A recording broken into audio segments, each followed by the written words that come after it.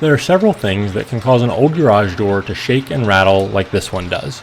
I've already confirmed that both springs have an equal tension on them relative to each other.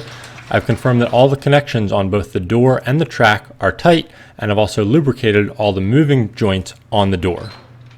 With a few simple maintenance things out of the way, the next step in the process is to replace the cable pulleys. They're likely original to the house, and they are showing significant signs of wear.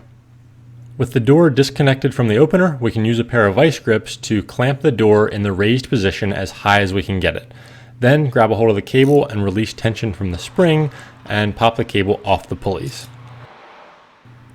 The pulleys are held on by a bolt that should have a 9/16 head on it.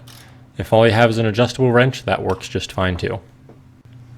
A sure sign that the pulleys are worn out is when the bearings begin to fail and allow the pulley to sag sideways, causing the edge of the pulley, the rim, to dig into the frame of the garage door track. You might even see some shiny exposed metal from where that grinding has taken place. With the pulley removed, we can hold the center of the pulley with one hand and wobble the main body and see just how much it moves.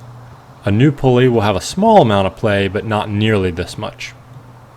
To avoid a big headache later, be sure to install the new pulley in the same hole that the old one came out of. Most of these garage door tracks and frames have multiple pre-punched holes, which can be kind of confusing, so don't be afraid to mark it with a Sharpie if you need to.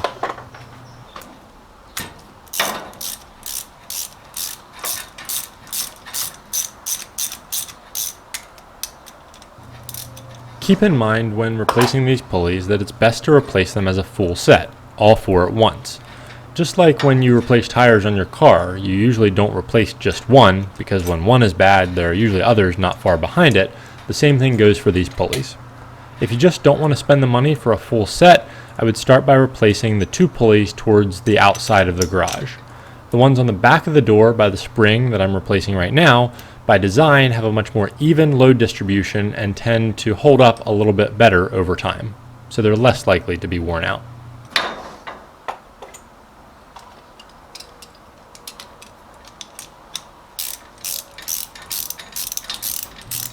After repeating this process with the other two pulleys on the other side of the door, it's time to pop our vice grips off and pull the door down by hand.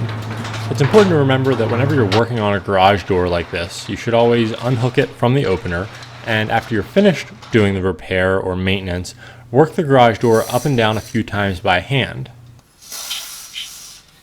Then as a final step, we'll squirt some garage door lubricant in all the rollers of the bearings and the pulleys and the hinges.